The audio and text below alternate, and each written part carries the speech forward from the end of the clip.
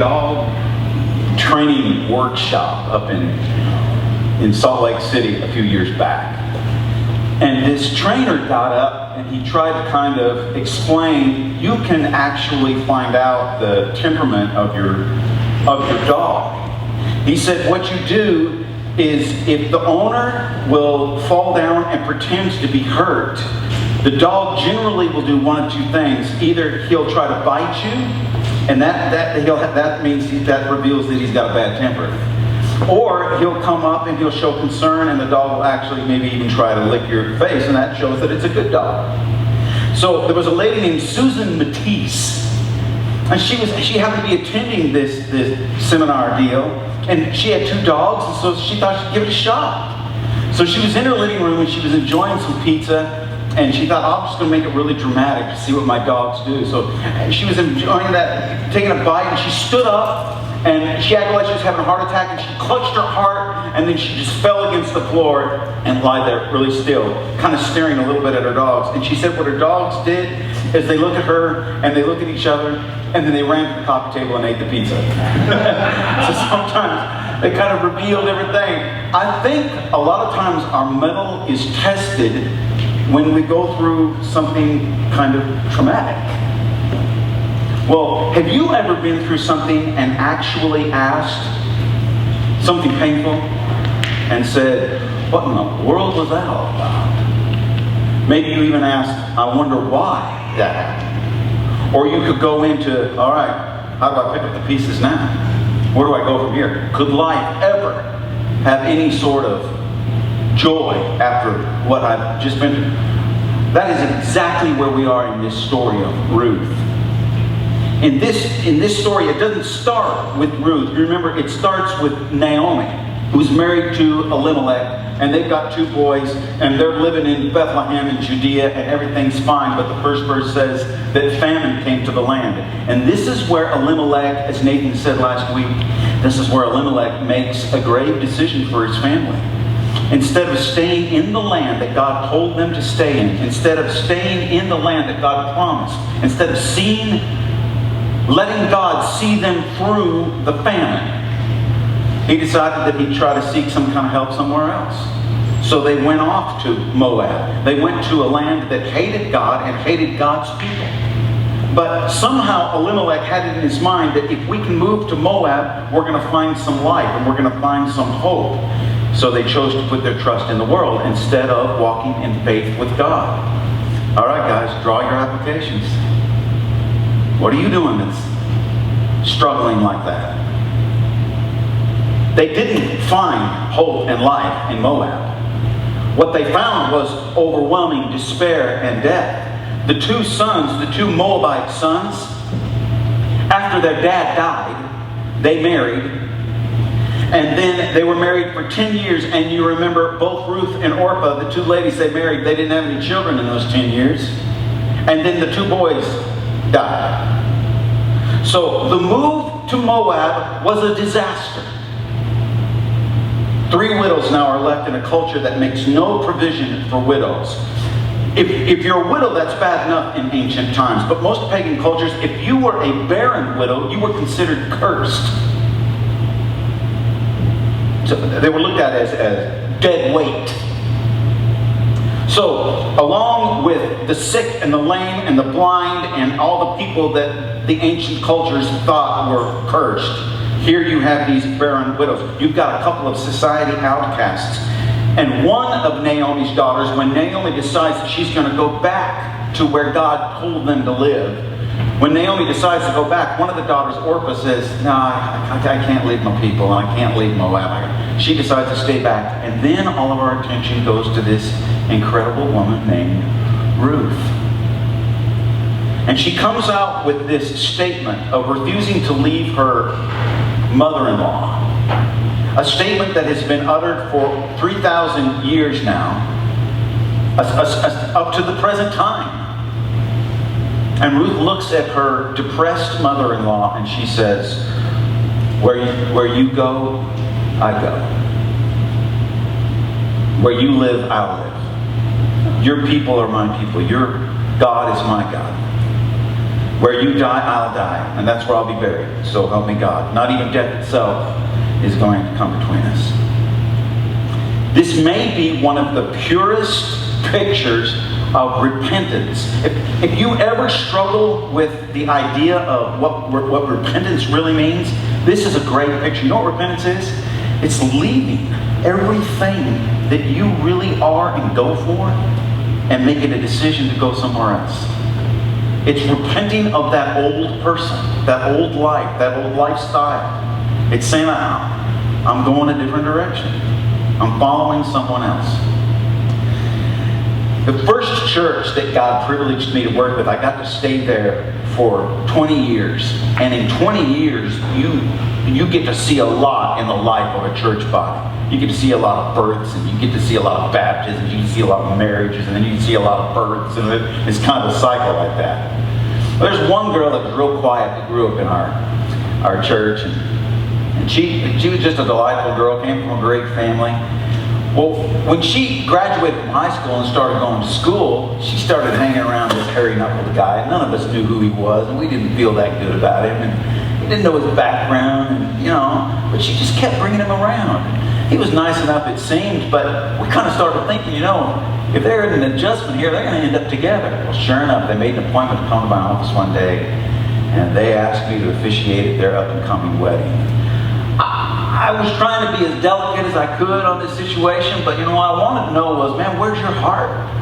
So I kind of went in the side door and said, well, hey, that's great. I'm glad to do it. Have you all thought about premarital counseling? And, oh, yeah, we're already in it. Well, that was good. Glad to hear that. And then I was about to go right straight to the throat to that guy, and ask him if he knew the Lord. And he said, interrupted me. And he said, there is one other favor I'd like to ask. And I said, sure, shoot. He said, I know you have been around Michelle for many years. Oops, I wasn't supposed to say the name. Shoot. I know you've been around this person for many years. And she's a follower of Jesus. And all of my life up to this point, I haven't been a follower of Jesus. But I really like what I see in her. And I've been doing some reading and studying, and the best I can tell is that following Jesus means admitting that you can't get to heaven on your own, and admitting that you're a sinner, and surrendering your life to Him, and being bathed in baptism with Jesus. That seems like that's kind of the beginning of your walk with the Lord. I said, that's exactly right. And he said, well, my request is that you would do that to me before we get married. Well, that's music to a pastor's ears. That's what we long for. Those are really, really great times. And a week before he was married, he was baptized into Jesus. He couldn't stay the same. He had to be different. That is exactly Ruth. She couldn't stay the same. There had to be a difference. She believed that leaving her gods and leaving her family and leaving her life in Moab was worth sacrificing if it meant she could know Naomi's God. Now, is the God that you know worth that kind of sacrifice? You know that when she made this 10-day trek from Moab up to the top of the Dead Sea and crossed the Jordan and then back over through Jericho and over to Bethlehem, you know that there had to have been moments in Ruth's heart where she was going, what in the world have I done? I'm with this old dried up woman and she's mad at the world. And this is the worst journey. I'm sure there were moments that Ruth thought, oh boy, I'm in for it now. That decade that they had just lived through, they saw all the men in their family die, and they saw all of their resources dwindle to nothing. It's no wonder when Naomi did get back to Bethlehem, and everybody said, oh, it's Naomi, oh, good to see you now. You know what Naomi means? It means joyful or delightful.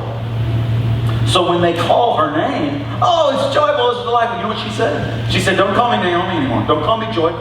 Don't call me delightful. Call me Mara. You know what Mara means? Bitter. I got a new name. God has dealt me a bitter blow, and I'm not Naomi anymore. From now on, everybody just call me Mara. You think Naomi wondered what that last decade was all about? Do you think maybe there were moments that she thought, well, where do I go from here? Would there ever be any joy in my life again?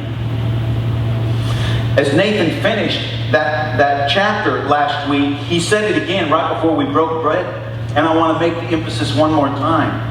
You did notice the last verse in Ruth 1. Look at it. He read it to us or quoted it to us right before we broke bread. But look at it again. So Naomi returned from Moab, accompanied by Ruth, the Moabite, her daughter-in-law, arriving in Bethlehem at the barley harvest, as the barley harvest was beginning. Even in our darkest moments, God is doing something. Yeah, Moab was dreadful.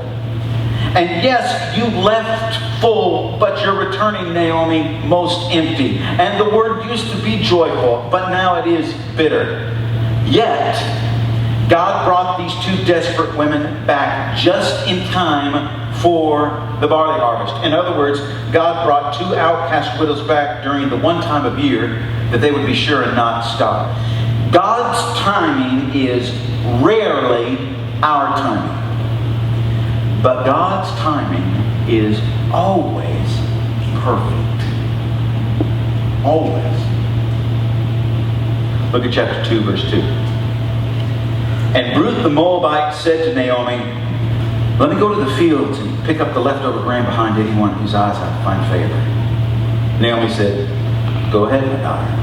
Now, Naomi knew that when she was giving her permission to go get them something to eat, that this was going to be not a safe thing for Ruth. You remember what God told the Israelite people, how He was to treat the Moabite people. They weren't even to befriend them. Moabite people were sacrificing their kids to the god of Molech. I mean, this was a heathen, pagan, rotten nation, born out of the incestuous, relationship between Lot and one of his daughters. Moab was a mess. So for Ruth to come into Israel, and everybody knew it was the Moabite woman, that the talk was all over the place. For her to go out and try to get something to eat, that was a big chance. So when she asked Naomi for permission, and Naomi granted it, she knew that she was liable. She was putting Ruth in a situation where she could be mistreated. There's a principle here, though, that's very significant. It's the first thing on your outline on the inside of your program. And the biblical principle is this: help to self comes with help to others. God wired us this way. The negative side to that is hurt people will hurt people. Hurt people hurt people. But people who help others will end up themselves finding help. When we go through hardship or difficulty and we start feeling hurt or down or depressed, you know what the natural thing to do is when we start having the blues? The natural thing is just to focus inward, is to become self-focused. And that is the surest way to spiral downward. That you can mark that down. Our relief instead comes when we try to help bring relief to others. When I turn my attention to meeting the needs of others, my needs end up miraculously being met. God designed it that way. The help comes in helping others. We don't know why Naomi didn't go out and try to help her gather. Somebody says, well, she was too old. She was an invalid. Y'all, she just made a 10-day trip from Moab to Bethlehem. She wasn't that bad of shape. You know, I think she was so bitter and so angry at God, wouldn't let anybody call her by her real name, that she was completely emotionally and physically exhausted. Have you ever been in such a situation where you were either filled with rage or you were filled with sadness, you were just so grief-stricken that you had a hard time even getting out of bed? That's Naomi. One writer put it this way. Look at this quote. When we stop believing in God's goodness and give ourselves over to doubt and worry, we easily sink into a despairing inactivity, which in turn makes us feel less inclined than ever to step out into what we believe to be a hostile world. You know the irony of this whole thing? Your Heavenly Father has entered into a covenant with you, an everlasting covenant with you, to see to it that everything that happens in your life is about making something good. In fact, He signed that covenant with His own blood. That's the irony of the whole thing. And if we stop believing that, we will be tempted to become so self-focused that we'll never look to help anybody else. And when we do that, then life becomes a drudgery, and all we look for is something to get some little temporary, self-satisfying thing, and our life dwindles into an existence that's just useless. That 3-year-old, man, I love that song right before we broke bread together. That was brand new to me. I love that song. It made me think of the example that the 3-year-old is in his dad's arms, and they're in the middle of the swimming pool. And they're loving it. And they're in the part of the pool where it's only about, 4 feet. So the water is just above his waist, and the boy is in his arms here, and the water's just over his feet and the first part of his little legs, and everything's fine. And the dad says, hey, let's go deeper, let's go deeper. So they start going deeper, and that little guy realizes the water level is coming up on his body, and he starts panicking. Well, the water level now is at the little boy's neck, but it's the dad, his shoulders and his head, and he's still out, his feet are still secure, but the little boy, he's nervous. What the little 3-year-old doesn't realize is that anywhere in this pool is over his head, even the shallow end. But there's something inside of him that says the water's getting deeper, and he doesn't have enough to realize, wait a second, it doesn't matter, it's dad. He's tall. It's funny how times in my life, I kind of feel like I'm getting out of my depth.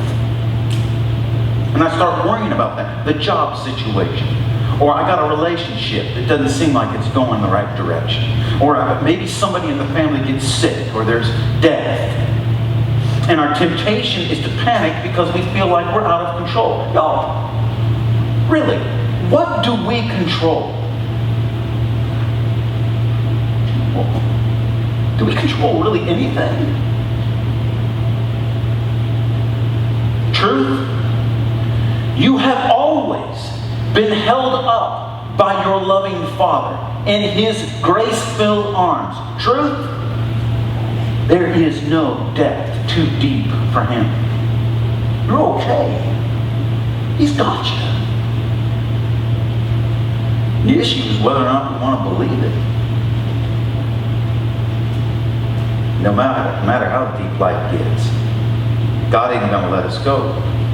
He has a commitment to hang on. If we can keep believing that God is working it out for good. If we believe that, then we're going to have the energy we need to help others. And there's going to be a huge amount of healing that comes to us. Ruth refused to leave Naomi's side, and she asked Naomi for permission to go out and get some food for them by gleaning in the field, going behind the people who were reaping. In other words, Ruth was determined to help her inactive, depressed mother-in-law. And that takes us to this next point. Look at verse 3. So Ruth, she went out, entered a field, and began to glean behind the harvesters. As it turned out, she was working in the field belonging to Boaz, who was from the clan of Elimelech. Point number 2, the top helps have these 3 in God's big list. Number 1, you've got your foreigners, your aliens, your immigrants. Number 2, you've got your orphans. And number 3, you've got your widows. This was something that dated all the way back to the time of Moses. This was huge for God. He said, Moses, I need you to put this in the law because I'm forming this nation of people, and this is the way I want them to treat these top 3 people in my list of those who need to be covered with care. Look at Deuteronomy chapter 24 and verse 19. See if there's a theme in here. Maybe you can pick it out. When you are harvesting in your field and you overlook a sheaf, do not go back to get it. Leave it for the foreigner, the fatherless, and the widow, so that the Lord your God may bless you in all the work of your hands. When you beat the olives from your trees, don't go over the branches a second time. Leave what remains for the foreigner, the fatherless, and the widow. And when you harvest the grapes in your vineyard, do not go over the vines again. Leave what remains for the foreigner and the fatherless and the widow. Is there something going on here?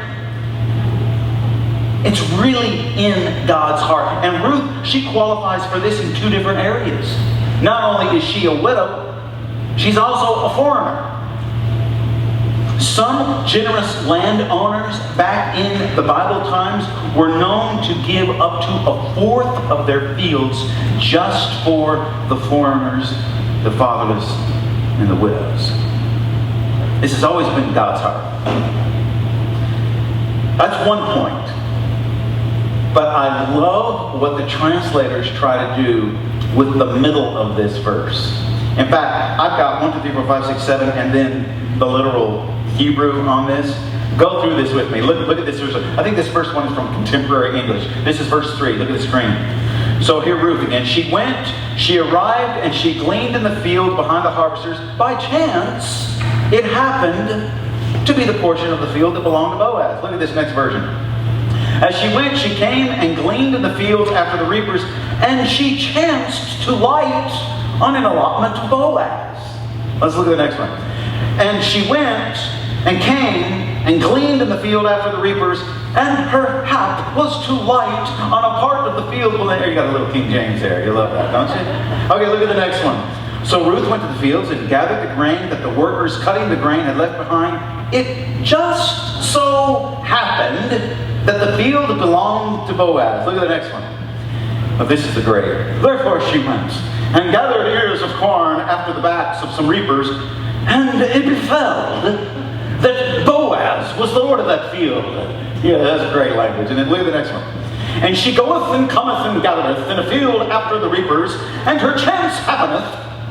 There's a word, isn't it? Her chance happeneth, the portion of the field of the Boaz. Let's do an NIV to end up with this. Here we go. So she went out, entered a field, and began to glean behind the harvesters. As it turned out, she was working in a field belonging to Boaz. You know what the literal Hebrew is? Look at the screen. And her chanced upon the allotted portion of the field of Boaz. Do you know this phrase? As she happened to light, chanced. Do you know this phrase is nowhere else in all of the Old Testament or New Testament? It's the only place it's in the Bible. You know what the modern idiom of this would be? The modern idiom would be, by a stroke of luck, she landed in Boaz's field. You know what the author of this is doing? He is sarcastically making a statement so that it just jumps in our face. This wasn't happenstance. The whole first verse of the chapter starts out with this guy named Boaz. We're going to get into Boaz next Sunday, Lord willing. This thing wasn't a random accident. Proverbs chapter 16 and verse 33. Look at this. People throw lots to make a decision. They throw dice in the lap. They cast lots in the lap. What's the second part of that proverb? But the answer comes from the Lord. That's point number 3. God leaves nothing to chance. Nothing. This passage is saying God's hand is always at work. The same hand that sent a famine is the same hand that brought them back at the beginning of that barley harvest. The same hand that dealt a bitter blow to Naomi is the same hand that led Ruth to the field belonging to one of Naomi's kin.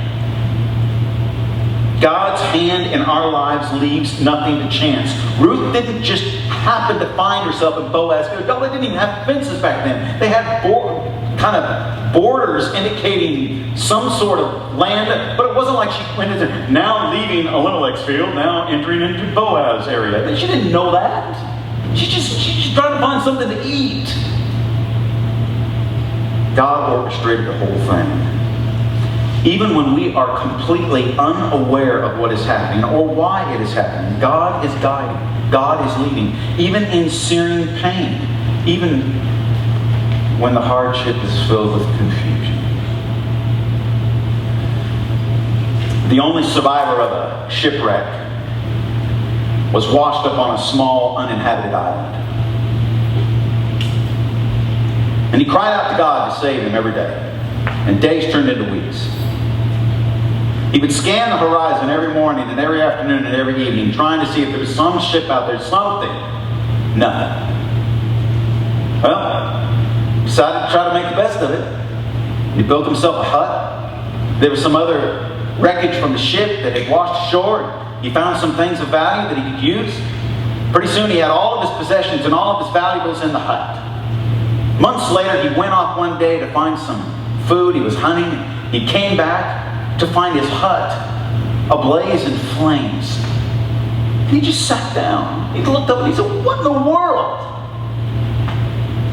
That evening, a ship sent a small party over and he was rescued. He came back on that ship and he asked the crew, "What in the world made you stop at this island?" They said, "It was your smoke signal." You guys, sometimes the most devastating things we go through is all a part of God's plan of delivery. Are you going through something right now that's really rough? Delivery's on the way. Devastating deliveries. He's good like this. Remember how Ruth just happened on the field belonging to Boaz? Well, look, by chance, what just happens in verse 4.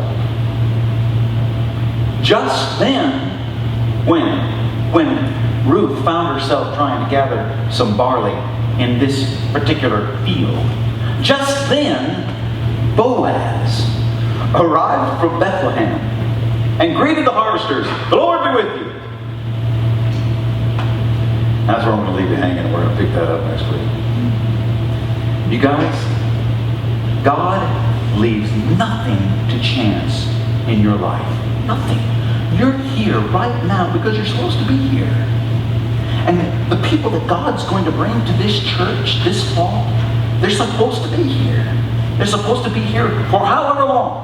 Maybe it's just one Sunday, and maybe it's a month of Sundays. Maybe it's here on out. There's nothing accidental in life. God's doing something in your life. He leaves nothing to chance. And sometimes when we're most devastated, sometimes when we come to the end of ourselves, sometimes that's when we finally begin to see the beginning of grace. Maybe that's the whole point. Maybe God's just trying to get me to the end of Jim Bob so that I can focus on Him. Let's pray.